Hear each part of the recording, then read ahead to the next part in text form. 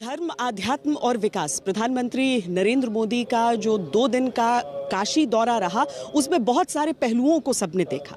जिस तरीके से उन्होंने एक औचक निरीक्षण रेलवे स्टेशन का रात में ऐसे समय किया ताकि लोगों को किसी तरह की दिक्कत ना आए, या फिर काशी विश्वनाथ कॉरिडोर हो या आज का ये समारोह, हर एक चीज में अगर सियासत दिखती है तो काशी के दिलों को छूने का एक प्रयास भी दिखता है। न मुझे किसी ने भेजा है, न मैं यहाँ आया हूँ, मुझे तो माँ गंगा ने बुलाया है।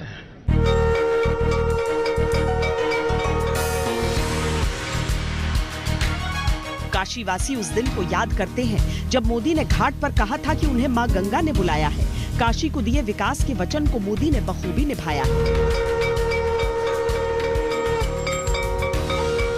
बिल्कुल, मोदी जी ने अपना पूरा वचन निभाया है। जिस हिसाब से वो पहली बार आए थे और उन्होंने काशी वासियों को ये वादा किया था कि काशी में विकास होगा, तो यहाँ पर विकास निश्चित रूप से हुआ है। पहले रास्ते सकरे थे, अब चौड़े हो गए हैं, रोड लाइट अच्छी सी हो गई हैं, पानी सुविधा अच्छी हो गई हैं, आने जाने की कनेक्टिविटी अच्छी हो गई है। मोदी का संकल्प है वाराणसी में विकास करके अपनी राजनीतिक इच्छा शक्ति सिद्ध करना, और अब इसी इच्छा शक्ति के दम पर वो स्वराज के साथ सुराज लाने की भी बात कर रहे हैं। आज आजादी के अमृत काल में भारत के लिए जितना महत्वपूर्ण स्वराज है, उतना ही महत्वपूर्ण सुराज भी है।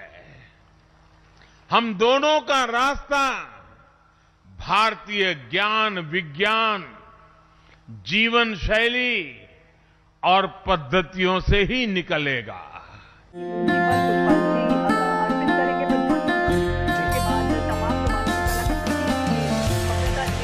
आस्था, अध्यात्म के किसी भी धाम से जुड़े लोग धाम में अटूट विश्वास रखते हैं। मोदी की रणनीति है आस्था के धामों से जुड़े इसी अटूट विश्वास को जनादेश में बदल देना। इसीलिए मोदी ने स्वरवेद महामंदिर में सद्गुरु सदाफल देव जी की प्रतिमा पर फूल चढ़ाकर शीश नवाया। स्वरवेद मंदिर में विहंगम योग साधना की जाती है। ये दुनिया का सबसे बड़ा ध्यान केंद्र है। महामंदिर सद्गुरु सदाफल देव महाराज को समर्पित है। सद्गुरु सदाफल देव के यूपी और बिहार में लाखों अनुयायी। हर हर धर्म भाव और राष्ट्र प्रेम, ये 2 ऐसे सूत्र हैं जो विविधता वाले देश भारत को एक रंगी बनाते हैं। देश में धर्म से भी ऊपर है राष्ट्र प्रेम। पूर्वांचल की जो ये भूमि है वो शौर्य की भी भूमि है। इस समूचे क्षेत्र से बड़ी संख्या में नौजवान जो हैं वो अलग अलग फोर्सेस में पहुंचते हैं, देश की सेवा में खुद को अर्पित करते हैं। और इसीलिए जब यहाँ की सियासत की भी बात होती है तो एक हद तक लक्ष्य इन युवा मनों तक पहुंचना भी होता है। राष्ट्रवाद राजनीति का अहम हिस्सा है और जन भावना का भी। पूर्वांचल ने भी इसे करीब से देखा है।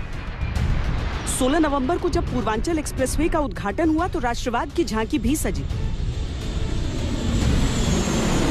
राष्ट्रवाद का मुद्दा बीजेपी की बड़ी ताकत है, तो इस मुद्दे पर उसके विरोधी उसे घेरते भी हैं। पूर्वांचल से बहुत बड़ी तादाद में जवान फौज में भर्ती होते हैं।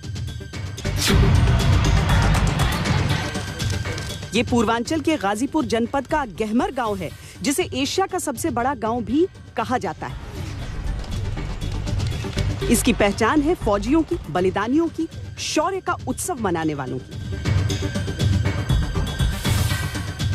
एक परिवार से एक जवान फौज में जाए तो परिवार का नजरिया सैन्य सम्मान, बलिदान और शौर्य के सम्मान वाला हो जाता है।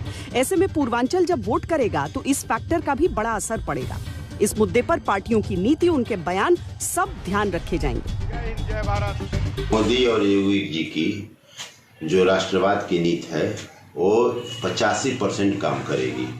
इसलिए काम करेगी, ये सरकार जो है बहुत पहले की जितने भी काम जो है अधूरे पड़े थे, सबको इसका सरकार ने पूरा किया। ये जो आने वाला चुनाव है, इसमें जनता तय करेगी कि उस पर उसको जो है किस विषय पर वोट देना है, और उसको जो है कि नहीं, ये उनकी रणनीति पसंद आ रही है कि नहीं आ रही है।